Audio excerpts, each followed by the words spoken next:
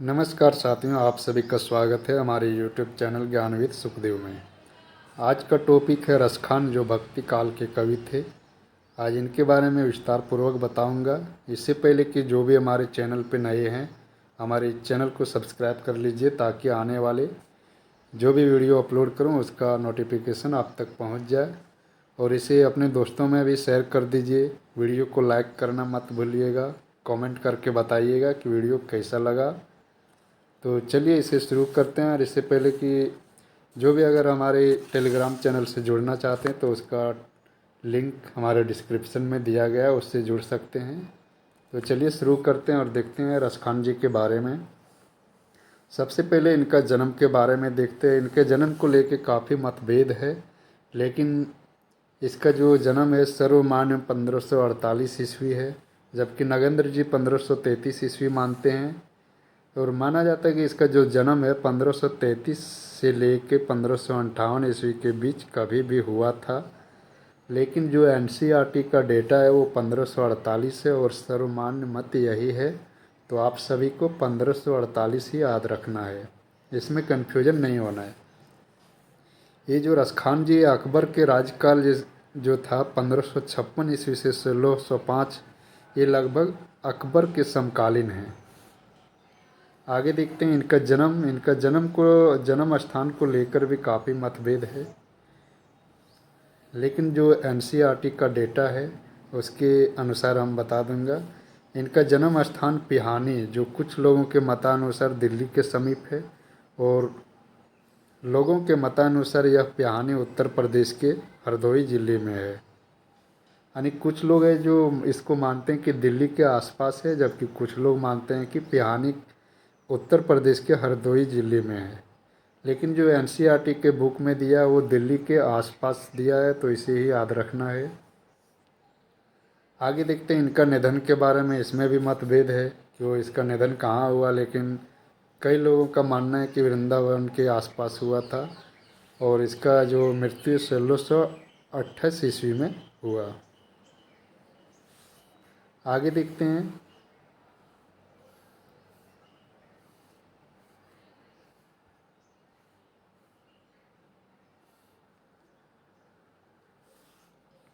आगे रसखान भक्ति काल में सगुन काव्यधारा की कृष्णाश्रयी शाखा के मुस्लिम कवि थे। यानी ये भक्ति काल के कवि हैं, इसे याद रख लेना है। आपको कहीं कहीं रीतिकाल भी दिखेगा तो गलत है, ये भक्ति काल के ही कवि हैं। आचार्य शुक्ल जी के अनुसार ये दिल्ली के एक पठान सरदार थे। इन्होंने प्रेम वाटिका में अपने को शाही खानदान का कहा है। आगे देखते हैं इसके बारे में क्या लिखे हैं। तो लिखते हैं, देखी गदर हित साहबी दिल्ली नगर मसान, छीन ही बादशाह वंश की ठसक छोरी रसखान, प्रेम निकेतन श्री बनहि आह गोवर्धन धाम, ल्योह शरण चित चाहि के जुगल स्वरूप ललाम। आगे देखते हैं, रसखान जी का जो मूल नाम है वो सैयद इब्राहिम था, इसे याद रख लेना है। परंतु डॉक्टर नगेंद्र जी इस मत को अस्वीकार करते हैं। आगे देखते, रसखान ने गोस्वामी विट्ठल नाथ जी से वल्लभ संप्रदाय के अंतर्गत दीक्षा ली थी।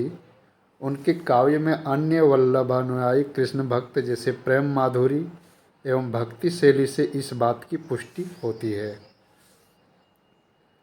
आगे देखते हैं इसके बारे में। आगे लिखा है कि मूल गोसाई चरित में गोस्वामी तुलसीदास द्वारा स्वरचित रामचरितमानस की कथा सर्वप्रथम रसखान को सुनाने का उल्लेख है। यानी माना जाता है कि रामचरित की जो कथा है वो सर्वप्रथम तुलसीदास जी ने रसखान जी को सुनाए थे। इसी के संदर्भ में ये लिखे हैं, जमुना तट पे त्रय वत्सर लों, रसखान ही जाए सुनावत भों। आगे देखते हैं इसके बारे में। आगे लिखता है कि आचार्य शुक्ल जी कहते हैं कि जिस स्त्री पर यह आसक्त थे वह बहुत मानवती थी और इनका अनादर किया करती थी। एक दिन ये श्रीमद् भागवत गीता का फारसी तर्जुमा पढ़ रहे थे। उसमें गोपियों के अनन्य और अलौकिक प्रेम को पढ़े इन्हें ध्यान हुआ कि उसी से क्यों न मन लगाया जाए। जिस पर इतनी गोपियाँ मरती थी। इसी बात पर वे वृंदावन चले आए। प्रेम वाटिका के इस दोहे का संकेत लोग इस घटना की ओर बताते हैं। तो इसी के संदर्भ में लिखा है कि तोरी मानिनी तेन हियो फोरी मोहिनी मान, प्रेम देव की छवि ही लखे भय मियाँ रसखान। अगला पॉइंट देखते हैं इनके प्रमुख रचनाएं के बारे में। बता दें ये भी ज़्यादा रचनाएं नहीं किए हैं। इसमें दो रचनाएं जो इनका प्रमाणिक माने जाते हैं, उसमें पहला है सुजान रसखान और दूसरा प्रेम वाटिका। तो सुजान रसखान इसमें स्फुटो छंदों का संग्रह है, जिसमें सवैये, कवित, दोहे तथा 4 सोरठे है। इन छंदों का प्रतिपाद भक्ति, प्रेम, राधा कृष्ण की रूप माधुरी, वंशी मोहिनी एवं कृष्ण लीला संबंधी अन्य सरस प्रसंग हैं। दूसरा देखते हैं प्रेम वाटिका। प्रेम वाटिका या इनकी प्रसिद्ध रचना है, जिसका रचना काल 1614 ईस्वी है।